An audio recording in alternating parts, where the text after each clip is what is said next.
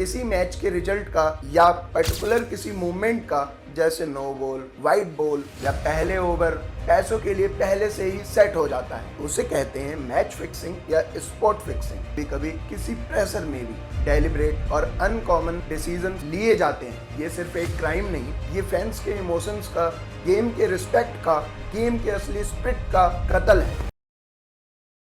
2019 में श्रीसंत के legend batsman Sanat Jayasuriya को आईसीसी ने बैन किया, नॉट फॉर फिक्सिंग बल्कि इन्वेस्टिगेशन में कॉर्पोरेट ना करने के लिए। इसी तरह न्यूजीलैंड के लूस विंच ने कॉन्फ्रेंस किया कि उन्होंने 20 से ज्यादा मैचेस में फिक्सिंग की थी। उन्होंने खुद कहा, मैं एक चीटर हूं, और आईसीसी ने उन पे लाइफ टाइम बैन लगा दिया। बांग्लादेश के मोहम्मद अशरफुल ने बीपीएल 2013 में फिक्सिंग एडमिट की और इस तरह एक प्रॉमिसिंग करियर लालच के चलते खत्म हो गया। पाकिस्तान सुपर लीग के पहले ही सीजन में सैजल खान ने स्पॉट फिक्सिंग की, जानबूझ के डॉट बॉल खेली और उनका करियर भी स्कैंडल के सामने आने के बाद टूट गया। साल 2000 हेंसी कॉर्निया और सन 2013 आईपीएल स्कैंडल के दौरान पुलिस ने रिवील किया कि प्लेयर्स का कनेक्शन सिर्फ बुकीज तक ही नहीं था, बल्कि डी कंपनी के साथ भी रहा, और फिक्सिंग का गेम सिर्फ पिच पर नहीं, इंटरनेशनल कॉल रिकॉर्ड्स में भी चलता था। बैल मैच फिक्सिंग, स्पॉट फिक्सिंग के अलावा भी कुछ मूवमेंट ऐसे रहे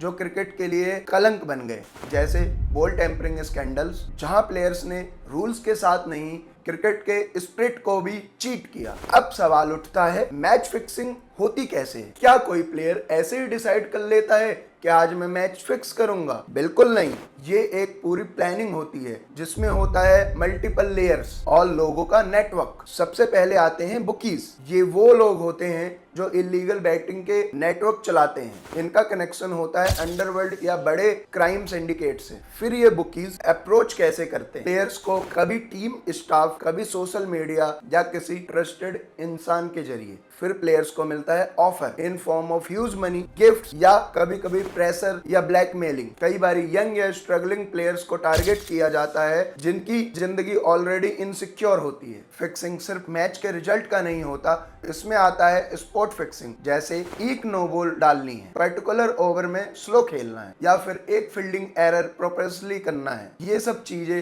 बैटिंग मार्केट के लिए सिग्नल्स होता है, और इन सिग्नल से हजारों करोड़ों का ब्लैक मनी घुसता है। क्रिकेट के बेटिंग माफिया और पैसे बनाते हैं इसे सिंडिकेट से जुड़े कुछ लोग। और सबसे अनोइंग बात ये होती है कि कभी कभी तो फैंस को पता ही नहीं चलता कि जो मूवमेंट उन्होंने चीयर किया वो स्क्रिप्टेड था।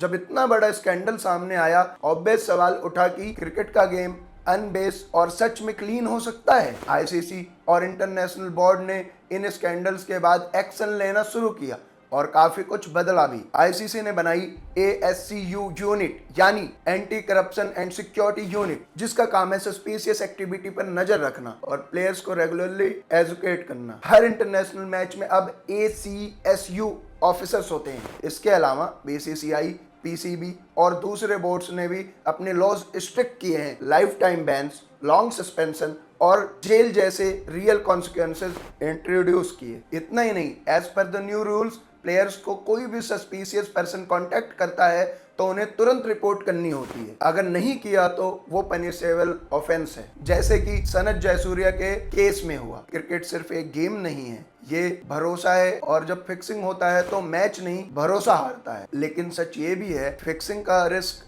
आज भी जिंदा है। इसलिए सवाल ये नहीं कि क्या फिक्सिंग खत्म हो पाएगा, सवाल ये है कि क्या प्लेयर्स और टीम मिलकर इस